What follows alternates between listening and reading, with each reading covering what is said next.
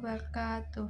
Wilujeng enjing sadayana, nepangkeun nami abdi Sayanis Jazara. Abdi di kelas 12 F3A. Abdi di sekolah SMAN 2 Tambun Selatan. Di dia abdi bakal nyaritakeun ngeunaan esi buku karya Aji Prosidi anu judulna Surat-surat di Jepang 1. Nah, abdi baca bukuna ngaliwatan internet kalawan aplikasi Ipusnas. Dalam surat-suratnya, Aji Prosidi berbagi pengalamannya tentang kehidupan sehari-hari di Jepang, mulai dari tempat tinggalnya, pertemuannya dengan berbagai tokoh, hingga pandangannya terhadap kebudayaan dan masyarakat Jepang. Aji Prosidi mengirimkan surat-suratnya kepada berbagai pihak di Indonesia, termasuk teman-temannya dan redaksi kabar.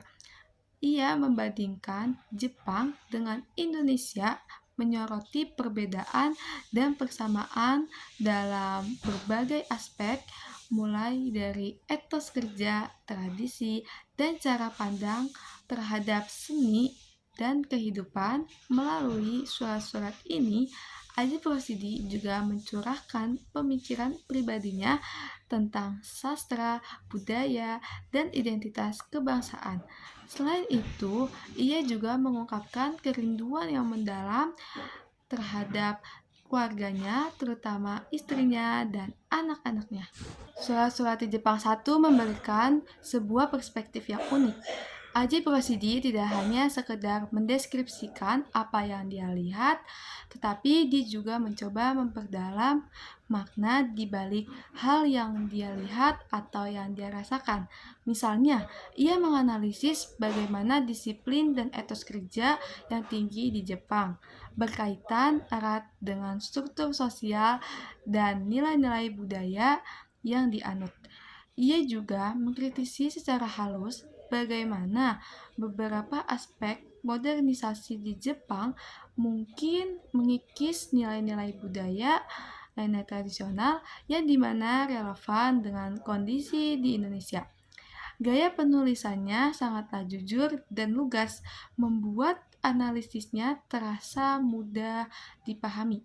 Meskipun membahas isu-isu yang kompleks, karena formatnya adalah surat, bahasanya juga terasa personal, seperti pembaca sedang diajak bicara secara langsung. Karya ini memberikan pelajaran berharga tentang pentingnya memahami budaya lain sebagai cermin untuk melihat dan mengevaluasi kebudayaan sendiri. Buku ini memiliki nilai yang sangat tinggi. Aji Prosidi berhasil menyajikan sebuah karya non-fiksi yang sangat informatif dan sekaligus menghibur para pembaca.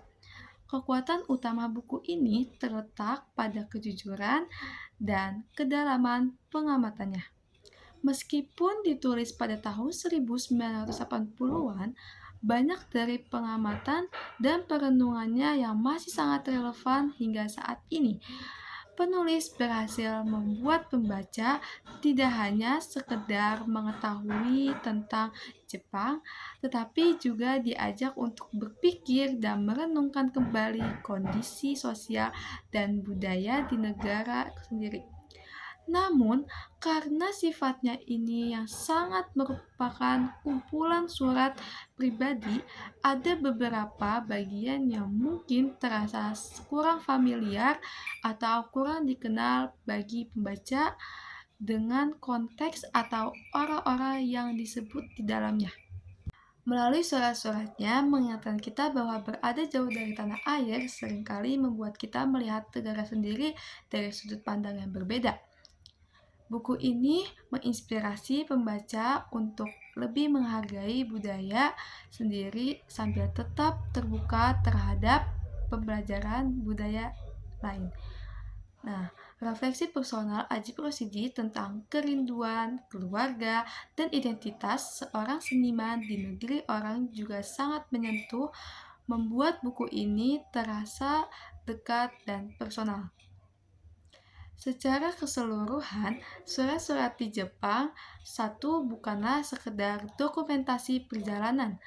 Ajip Rosidi berhasil menggunakan surat untuk menyampaikan pemikiran-pemikiran filosofis tentang budaya, kemanusiaan, dan identitas sehingga membuat karya ini tetap relevan dan berharga hingga saat ini. Nah, dari semua isi-isi atau ringkasan kecil yang saya sampaikan tadi, buku ini bukan hanya sekedar catatan perjalanan, melainkan juga sebuah dokumen sejarah, analisis budaya, dan refleksi personal yang mendalam.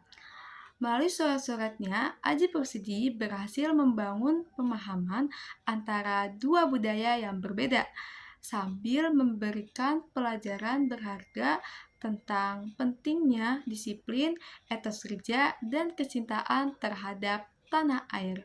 Buku ini sangat direkomendasikan bagi siapa saja yang tertarik pada sastra, budaya, dan pemikiran seseorang tokoh intelektual Indonesia.